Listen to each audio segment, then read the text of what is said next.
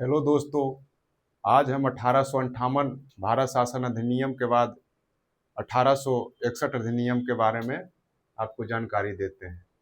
उसी को आगे बढ़ाने के लिए 1858 भारत शासन अधिनियम एक्ट को बढ़ाने के लिए 1861 भारत शासन अधिनियम आया।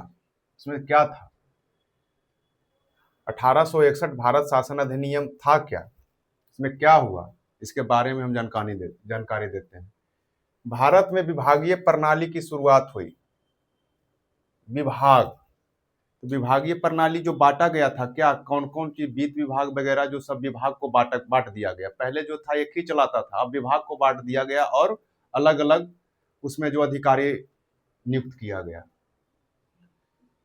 इसी में जो है विकेंद्रीकरण की शुरुआत हुई। विकेंद्रीकरण की जो है शुरुआत हुई। विकेंद्रीकरण का मतलब क्या होता है? विकेंद्रीकरण के निचले स्तर पर जो है सब शासन करना और भाग लेना विभाग में, ये सब वगैरह जो है।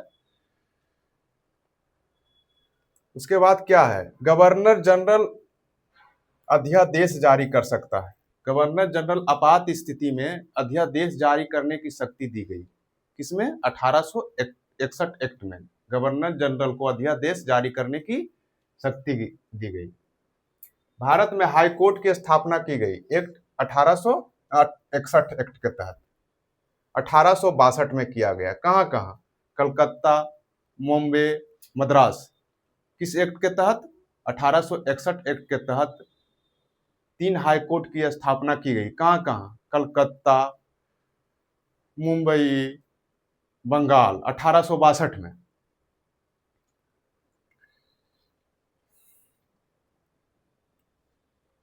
इसके फर्स्ट मुख्य न्यायाधीश सर बोनोट्स पिकॉक थे, कलकत्ता के।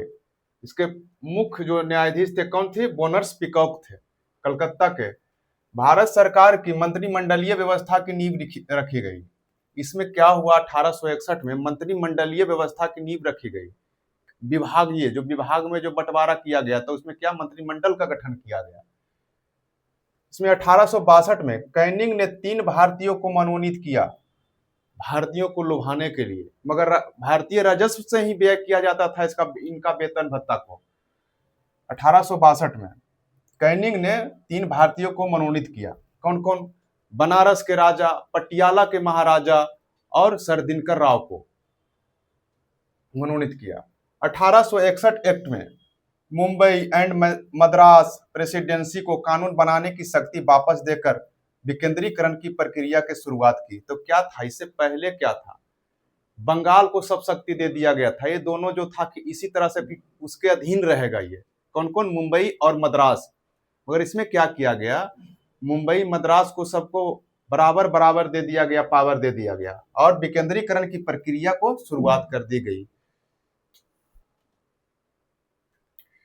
1861 एक्ट के बाद 1892 एक्ट भारत परिषद नियम आता है। इसमें ज्यादा कुछ नहीं है। इसमें क्या था? केंद्रीय तथा प्रांतीय विधान परिषदों की संख्या बढ़ा दी गई। केंद्रीय तथा प्रांतीय विधान परिषदों की संख्या बढ़ा दी गई। तो इसमें क्या क्या रखा गया? न्यूनतम रह सकता था 10 और अधिकतम 16, इससे ज्यादा न कम। और क्या था?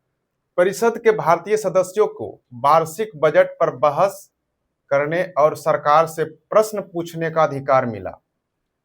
वार्षिक बजट पर बहस कर सकता था और प्रश्न पूछ सकता था। पूरक प्रश्न नहीं, पूरक प्रश्न 1919 में आया, पूछने जाने लगा। इसमें क्या था?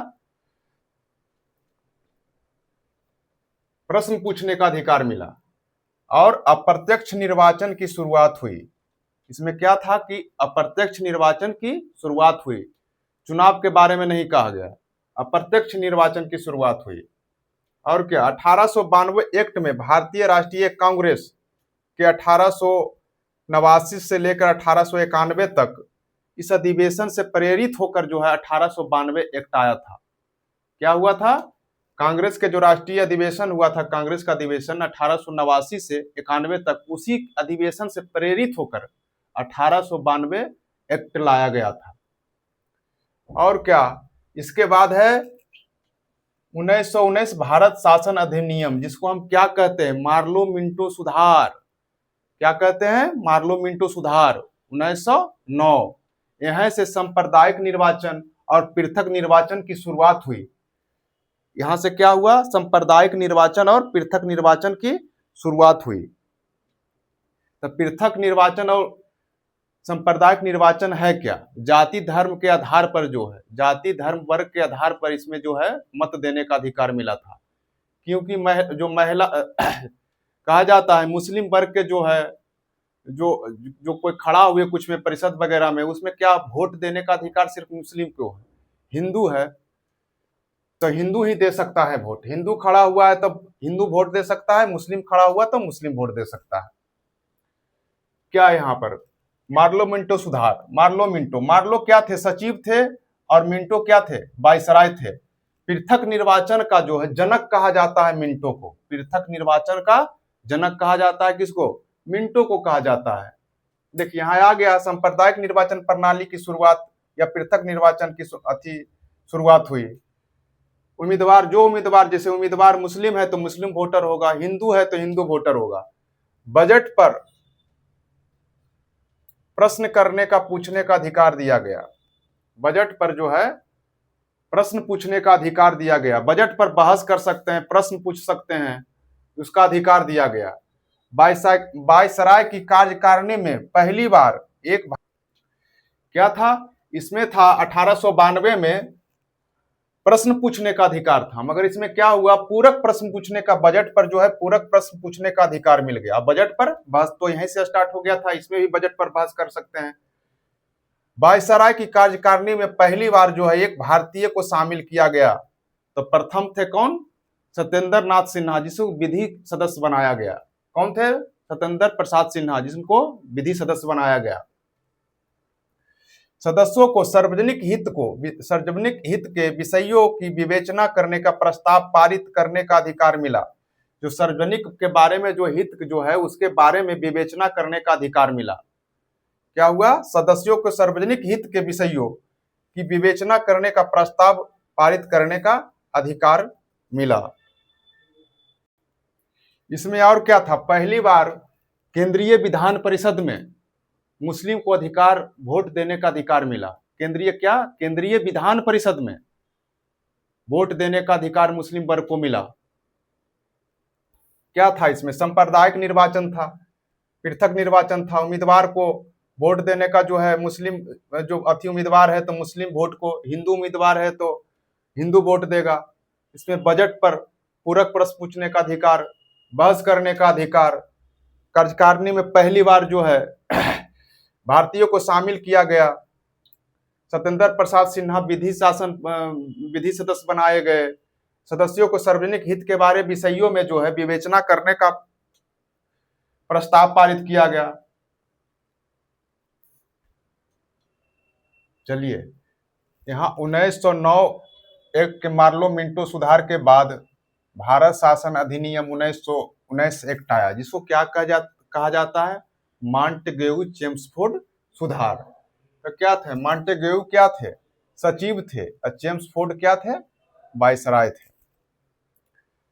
इस एक्ट जो लाया गया था, कहा जाता है पूरी तरह से भारत को गुलाम बनाने के लिए इस एक्ट को लाया गया था, मगर भारतीय लोग के आकांक्षाओं के कारण जो असफल रहा, ये जो एक्ट है 1919 एक्ट है, असफल रहा भारतीय के आकांक्षाओं के चलते।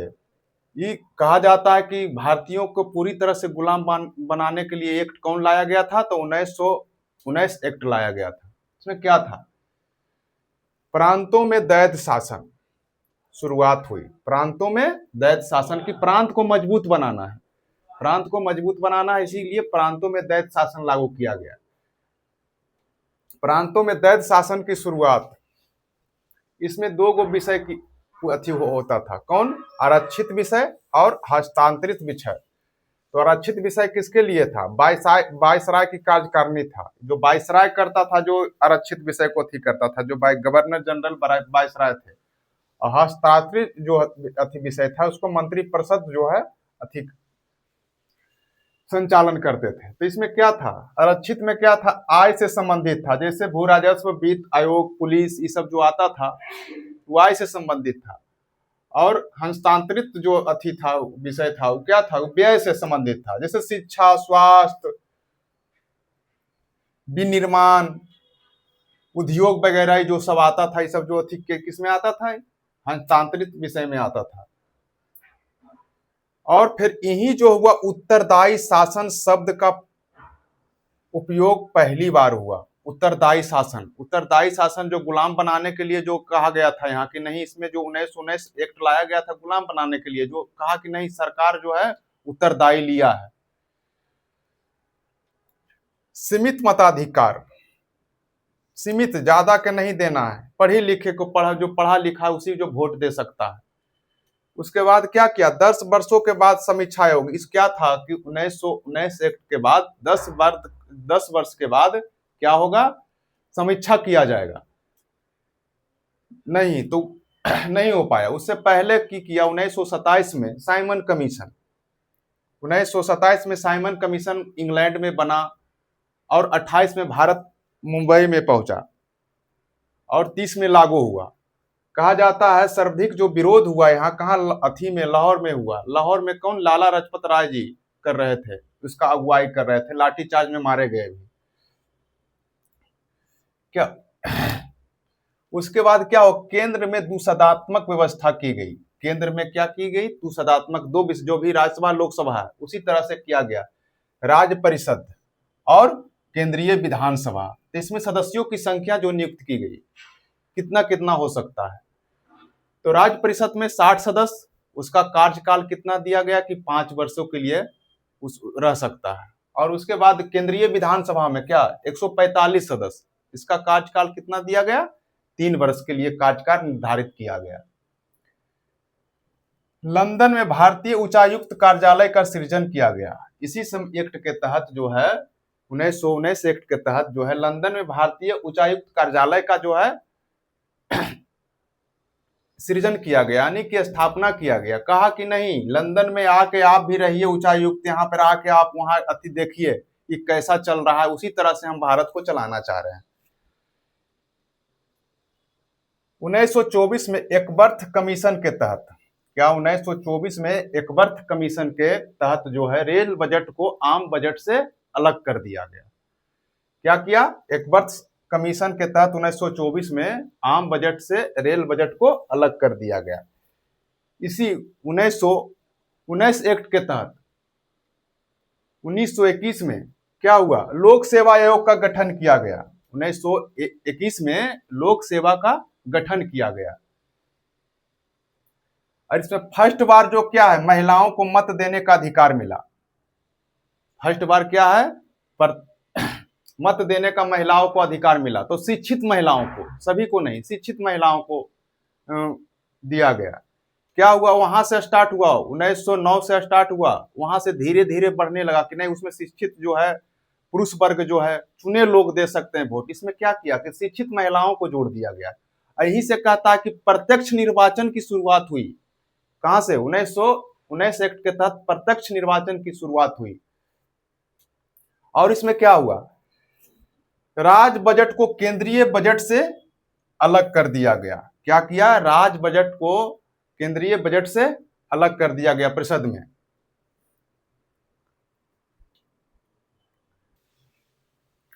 चलिए ये सब को नोट कीजिए। इसके बाद क्या कीजिए दोस्तों, इसको चैनल को सब्सक्राइब कीजिए और लाइक कीजिए और आगे शेयर कीजिए।